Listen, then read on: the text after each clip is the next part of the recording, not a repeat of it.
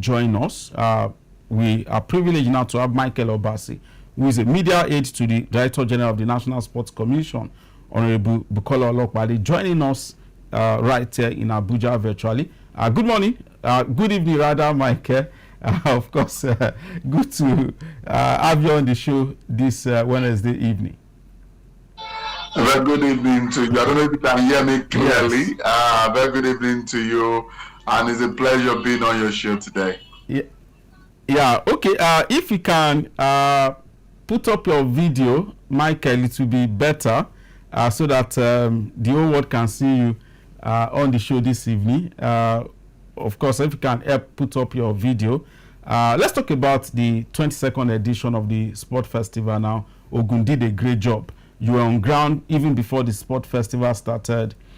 So share with us your own personal review of the Gateway Games that ended last week in Abeokuta. It was a massive game. It was a game that lived up to expectations, especially the expectations of the National Sports Commission in terms of the quality of infrastructure, in terms of the quality of a competition, and the total organization of a game of that magnitude. So it was a satisfactory one for the National Sports Commission in that regard. So for me and for the Sports Commission, it's just about raising the bar of organization of a game of that magnitude. We call it our own Olympics, and so it deserves to have all the quality of such a global event. And we might not be there yet, but there are signs that yes, bigger and better performances and better organization is in the offing, going by the standards set by Ogun State. Yeah, definitely. Now, let's talk about two quick areas now. One of them was, of course, we had the chairman of the Sports Commission, Malam Shehu Diko, calling on states to start bidding for the sport festival, and he mentioned the impact on the local economy. Of course, I would like you to talk about that. Then I would also like you to talk about the Invited Junior Athletes Initiative, the IJ, or you call the IJA. Of course, share with us the thinking of the commission around the IJA, and has this come to stay, and how many athletes do you think that the commission was able to discover through the IJA initiative, that perhaps in the future we should begin to look at the African Games, the Commonwealth Games, and the Olympics as athletes that can bring home medal for Team Nigeria?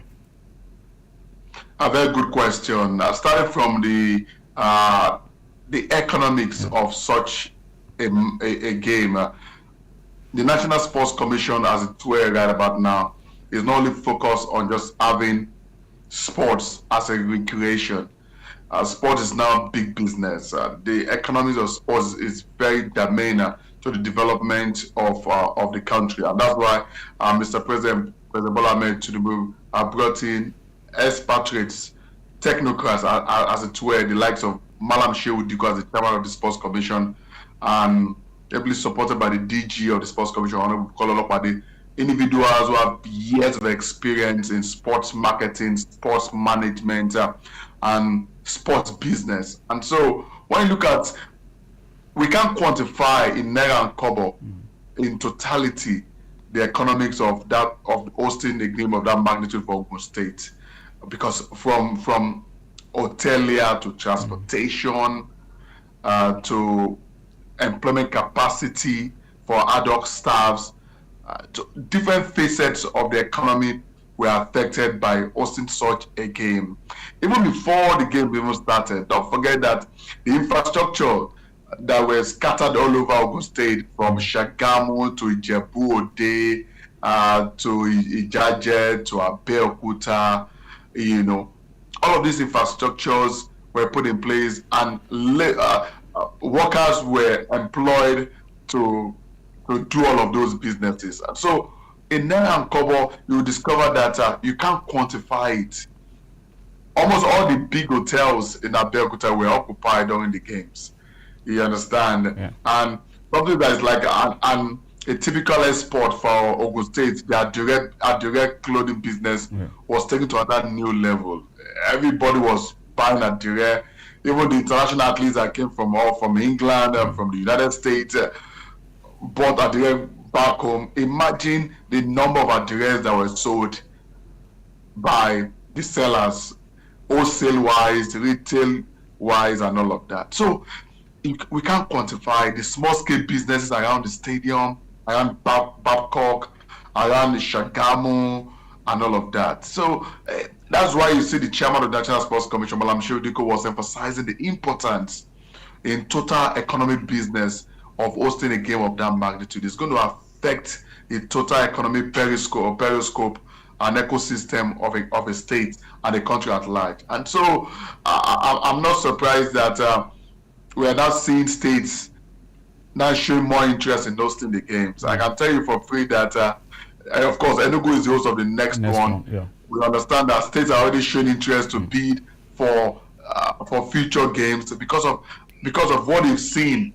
We also discovered that sponsors also showed interest in the gateway games. We had Premier Trust Bank that was the headline sponsor of the games. We had those other sponsors also. They are beginning to see trust, see transparency, seeing efficiency, and seeing that partnering with sports, of course, has a way of giving them a very solid image laundering in everything they do. So that is very massive. I'm talking about Ija, the Battle Junior athletes. That was just the icing on the cake for the sports commission. Athletes discovered from the youth games, being brought together in camp in Abuja to go compete with the elite athletes, so to say, bridging that gap that's always been missing in our sports. We've always had that lacuna of talent succession, in our sports, but that will gradually be phasing out with the Ija initiative. And guess what, Samuel? For the next festival in Enugu State, you might be seeing more than Ija at the next festival. The National Sports Commission is already thinking of having the invited diaspora athletes, that Ida, that might also be coming in. Because we saw athletes that came in from the United States, from the UK for this festival that competed individually. So you now imagine the number of Nigerians in the diaspora who are just willing to put on that green and white jersey. They never had the chance. They're just looking for that particular chance. And so having that Ida, the invited diaspora athletes, we also made them to come back home and feel proud to be Nigerians and understand the importance of competing for that country early, that we going looking for them when they arrive in Europe and all of that. So these are some of the initiatives of having individuals like Malam Sheudiko and Abeokuta Olopade in the Sadu managing at Nigerian sports. Yeah, definitely. Well, I know that we can spend the whole day talking about the sport festival.